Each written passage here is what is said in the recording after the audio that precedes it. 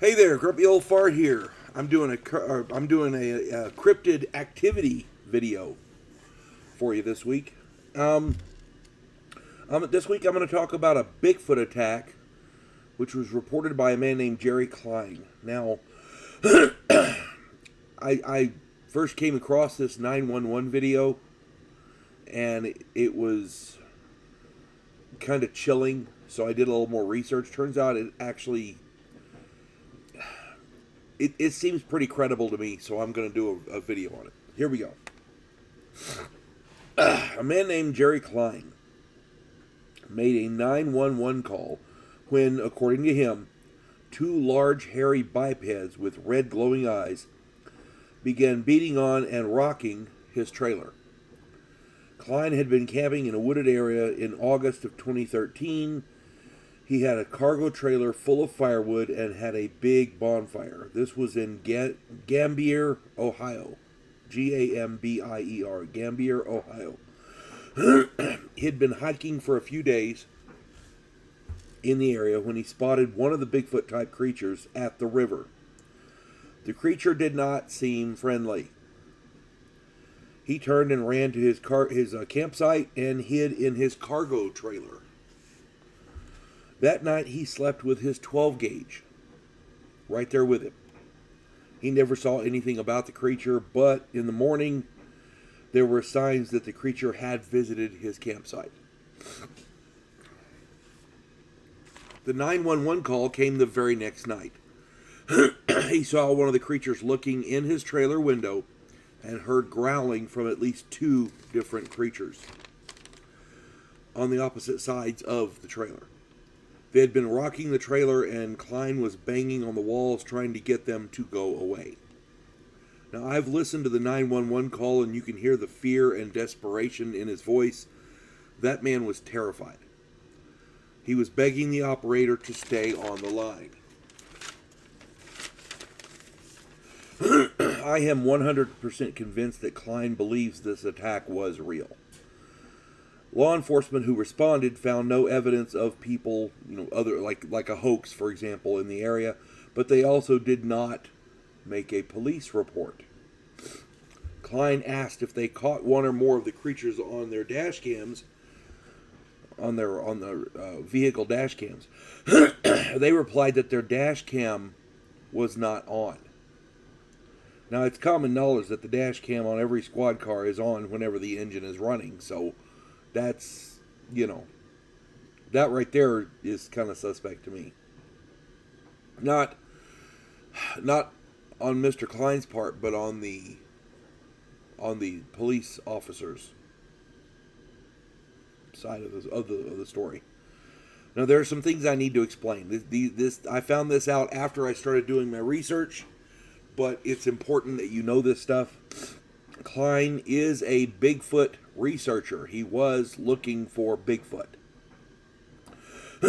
Cline was putting out food trying to attract the creatures. Cline survived a stroke several years before, and his voice is normally a bit slurred. He had a few beers before the attack occurred. Someone asked if he is a Bigfoot researcher, why would he bring a shotgun? And my reply is, if you expect to interact with a 7 to 12 foot tall creature weighing in at between 800 and 1,500 pounds, why wouldn't you bring a firearm? You'd be stupid not to. Not that you want to hurt the creature, but your life is more important than a Bigfoot story. Why did he not have but the questions that I now have are, why did he not have cameras around his trailer if he was trying to attract them? If you're attracting a creature that you want to get a photo of, why would you not have trail cameras and stuff like that put up? The other part of that is, if he saw this thing the previous night at the river, and there were signs that it came to his camp, why would he not bring that 12 gauge to his trailer again that night? I mean, to me that makes sense. I would have more than a 12 gauge myself, but, you know, that's just me. I'm kind of a gun nut. But, again, you don't want to hurt the creature, but your life is more important than a photograph, you know. There is a lot about this account that would make you question its veracity. If the 911 call didn't exist, I probably wouldn't have given this story a second notice, a second glance. You know, I really wouldn't have given it a second thought. But the 911 call is there. It's real. We know police responded to the call. Yet there is no police report and there's no dash cam footage. This adds up, in my mind, at least, to a semblance of credibility. If the police had responded and there was dash cam footage showing nothing and a police report stating they found nothing, then Cline could reasonably be suspected of something underhanded, a hoax or whatever. The fact that the police who responded didn't file a report, even if it was private property, because that was the excuse they made, and they have no dash cam footage, tells me something is going on. Is there a cover-up? Did the police see something that they couldn't explain and didn't want to appear crazy? Were they in fear for their jobs? If they did report something, it's like pilots reporting UFOs. Oh yeah, okay, well we're going to put him on a desk for the rest of his career. That kind of thing, you know.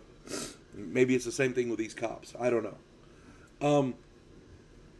In the 911 call, he actually says he's being attacked by Bigfoot. When they send the police out there, they actually tell the cops, the responding officers, yeah, he thinks he's being attacked by a Bigfoot. I know there are alternate channels. I know there are different ways to communicate with the police officers in the car.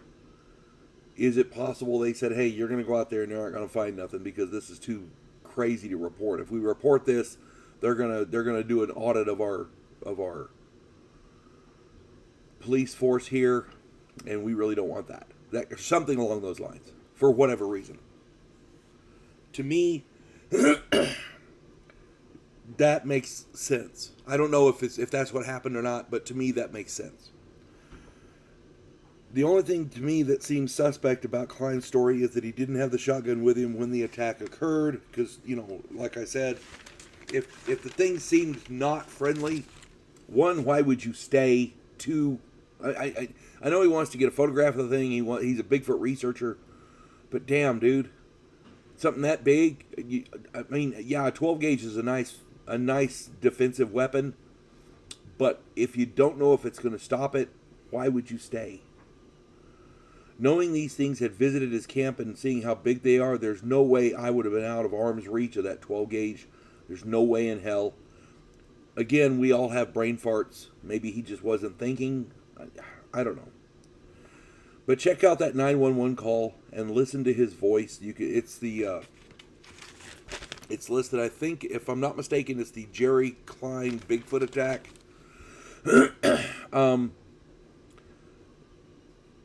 Listen to that 911 call and listen to his voice. And then come back to this video and put in the comments whether or not you think this is a real event or a hoax. If that 911 call did not exist, I would be inclined to believe it was a hoax. But listening to that call, if that's a fake, if he faked that call, if he's acting, that dude deserves some kind of an award, Academy Award or something, because you can hear the fear in his voice. You feel for the man, you know? So yeah, put in the comments what you think, and it's okay to disagree with me. That's okay. I don't have a problem with that. But again, listen to the 911 call for yourself. That's all I'm saying. I hope this finds everybody well, and if you enjoy my content, it would really help me out if you could hit the like button, subscribe to my channel, share my content on all of your social media platforms, and post a comment or two. Remember, I welcome your comments even if you disagree with me. And check me out over on Rumble for my political commentary and weekly current events. And if you like quirky, weird stories, go to my author page, H.L. Anderson on Amazon. check out that book there, The House Off Farrago Road. There's a Rougarou in there. Like a Louisiana Bigfoot. Yeah. My books are not like any... There's a lot of other books there too. My books are not like anything you've ever read. I guarantee it.